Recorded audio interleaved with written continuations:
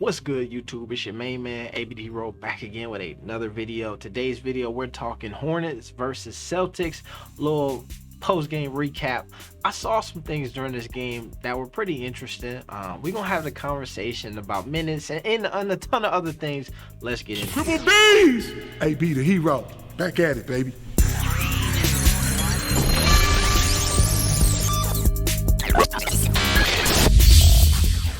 All right, so first off, man, I appreciate every one of y'all who hit that like button before the intro was over.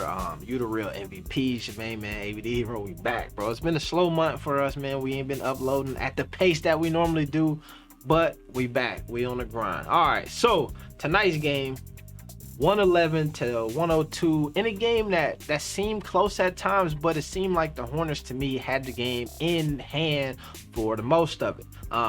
We went into this game after a couple big things happened in New York. Number one, LaMelo didn't play. He didn't play, and he was wasn't supposed to play, was questionable, it was just a lot of stuff going on. It was so crazy that they actually had him active on the roster once the game finally started, but he DNP'd coach's decision. The interesting implications from that was obviously we were all wondering what is going on with LaMelo, especially when we starting to see, or it's starting to feel like he's becoming a bit more disgruntled with the amount of minutes that he's being played. So all of us asking these questions, is this related? Okay, one of the other big things that happened with him missing some of those minutes was the implications on betting. So you know, if you place a bet, you can do over and under. Is this person going to score the first basket? Is they going to score more than 10 points? They going to score all of these things. So people placed all of these bets expecting LaMelo to play or not play, and he didn't. Expecting him to have a night as usual, and he didn't play at all. So it would have been a great night for you. Let's say if the over under was 12 points and you bet that LaMelo was going to score under 12 points because he was active on the roster but did not play. It was a similar situation that happened with Draymond Green a while back when he was in the game for the original tip-off but then didn't play for the rest of it. So I do think that this will affect LaMelo's like starting streak. So a lot of times people keep track of the players and how long or how many games in a row you started, and so because he was active but did not play, that should break that streak for him. So that sucks a bit. All right, but let's get back into tonight's game. So into tonight's game. Also, the thing that came after that next game was we never got a post-game press conference, right? So we would have expected after that game, especially the game that they won, the Hornets would have James Borrego come out and say, hey, this is what we saw in that last game. This is why LaMelo didn't play and all that stuff. We didn't get that from them. So left a lot of folks with questions. However, LaMelo was back in tonight's game and played as usual. Now, when we talk about the minutes debate, we've been seeing him at about the 25 to 30 minute situation a game. Tonight, we saw him crack the 32-minute mark. So the folks who like Melo need to be playing more minutes, tonight y'all should be like, yeah, hell yeah, this is what you get. Because tonight we got the triple-double from Melo. Now, there's some interesting stuff with the triple-double that we'll talk about here in a second. But we got 15 points, 10 assists, 10 rebounds. Decent night from behind the arc, 50% from the field, 50% from behind the three-point line, 33% from the field. So a solid night, right? The point totals in the initial shooting was not there, but we saw him play defense and fill up a bunch of stats. Now, here's one of the big issues that we have for tonight: the 8 turnovers. And when we get into the 8 turnovers, one of the glaring moments from tonight's game, if you watch it, there was a moment which I believe was I want to say it was the second quarter, where I think it was Doris Burke and whoever the other announcer was, they were talking about LaMelo and stuff that they had heard from James Borrego earlier in the day. And it felt like one of these moments where it was like a talking point.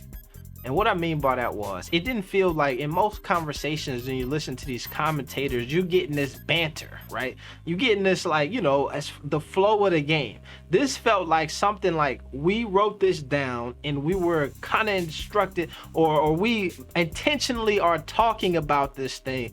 And what it was kind of LaMelo Ball and the gift and curse of his game, okay? And it was interesting because truthfully, I was thinking about some of this as I was watching them play, but it was just funny the way that they were kind of putting it. And so basically the conversation was about how LaMelo was a natural player with natural instinct, right? And such a great player, and has these great plays and gives you momentum and all of this stuff.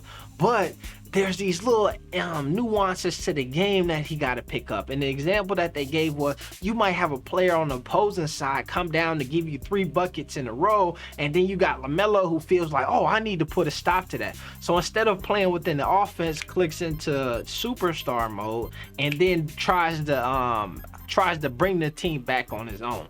And then in essence, maybe makes it harder for the team to come back. That's basically what they were saying. And it just was interesting to hear them say that conversation, because it sounded like, oh, when we talked to Borrego earlier, this is what he said. And so that was just a moment that made me, this sounds very familiar, right? Especially when we start talking about some of the conversation happening around LaMelo towards the end of games and the situational basketball that they happen to play him in. Now, this brings me to my next point, okay? I wish I could play the video for y'all in these videos here, but I got some screenshots that I want to show you here. Now, number one screenshot was my man right here. Let me see. If you didn't see this one here, with my man right here in the with the BBB hoodie on, going crazy. Now, I will tell you, and this is why I always give my dogs a shout out over at the Big Baller Brand. It's because my dog here was not going crazy for LaMelo. He was going crazy because I believe it was Schroeder had just hit a basket, making it a 6-point game, and he was hyped with his whole section here, but he was still rocking the triple B's. That went over y'all head. But here's what I want to show y'all. Now, one of the big moments to this game when we start talking about the situation of basketball and then pulling and all of this stuff was this play here. So before that last play I just showed y'all, the Hornets were doing that. We're pulling Melo out, we putting him in type of situations and all that. And on this play, Schroeder hit a 3 here as well. I believe it was Schroeder. Maybe it was somebody else who hit the last one. I know he hit this one. But they pulled Melo out with 1 minute and 14 seconds left and ran a play, right? And which resulted in a 3-pointer, okay? And so if you look here, you see my man LaMelo, after the 3-pointer got knocked down, he's sitting on the bench with his hands out like, this is why y'all pulled me out? This is what this is supposed to be the defensive unit.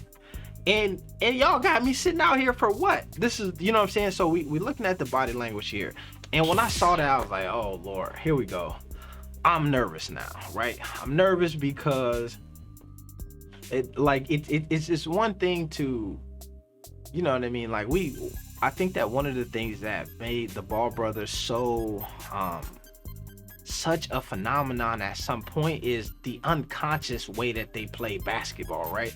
I remember I watched my man Devin in the lab do a breakdown, and he was just breaking down the fact that a dog miss a shot, do something, whatever, and really just get back on defense, score, get back on, you know what I mean? Just so when you start to see players who normally like just with the flow start to become physically, you know what I mean, responsive to things in ways that they normally are not, it's typically a bad sign. Now, this happened. Next, ball stops. My man LaMelo gets back into the game, and there was a possession where you could tell that he realized he had 15 points, 10 assists, and 9 rebounds. So the Hornets come down to run some of the clock out, and they're dribbling it around, and LaMelo wants somebody to shoot it. so he can grab the board to get the triple-double. Terry Rozier holds on to the ball, takes a shot clock violation. Hornets go to the bench. You see conversation with everybody. Hey, man, they start like, oh, will you still? Then the last play comes up, okay? And they're on defense, and I just posted the video clip on my channel, so I'm not gonna play it here, but you can see the clip in a video on the channel. And the final shot goes up, and my man gets it in the corner and shoots an air ball. And you could hear, I don't know if it was Miles, I believe it was Miles Bridges or it's somebody on the team. They all hollering, get it, get it, get it, get it, get it, get it, get it, get it. And then LaMelo lines up and catches the ball for the rebound before the 0-0 hits the clock. And if you look at him here, I mean, you see the excitement and the ecstaticness, right? And so here's the funny part is now I look at it in this freeze frame. Initially, the only person who seems to be excited is my man LaMelo. But seconds later, once everybody realizes what's happening, folks are looking up like, yo, dang, gang, you did it. You know what I'm saying? And so I think this Hornets team amazes me on so many different levels. I think that they don't get credit for as a unit how good top to bottom this team is, okay? So when you have a team like this and they've got everybody on the roster this time, and you start and they hoop the way that they hoop, it's this team looks like somebody who's going to make a run in the playoffs and be very difficult. Be a team that nobody wants to see when it comes down to in the playoffs. And so when I look at that type of play where it's the one you need a rebound and everybody's like, yo, get it, get it, get it, get it, get it, and then you get it, win the game and all that stuff, and folks are sad. I know I'm droning on here with this point, but to me, I think that this team, while they may have some issues with the rotations and all of that stuff, they have a great chemistry that I think will supersede all of the drama that I feel like is perceived from fans, right?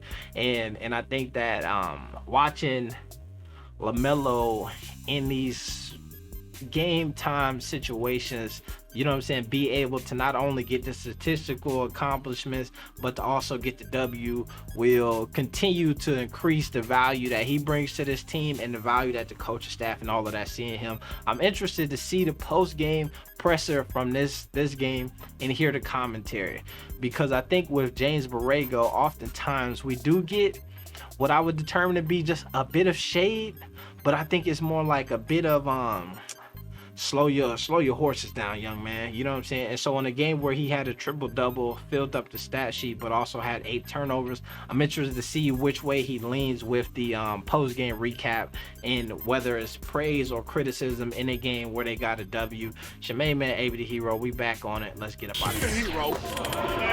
No, not peace. +1, triple B's. We out.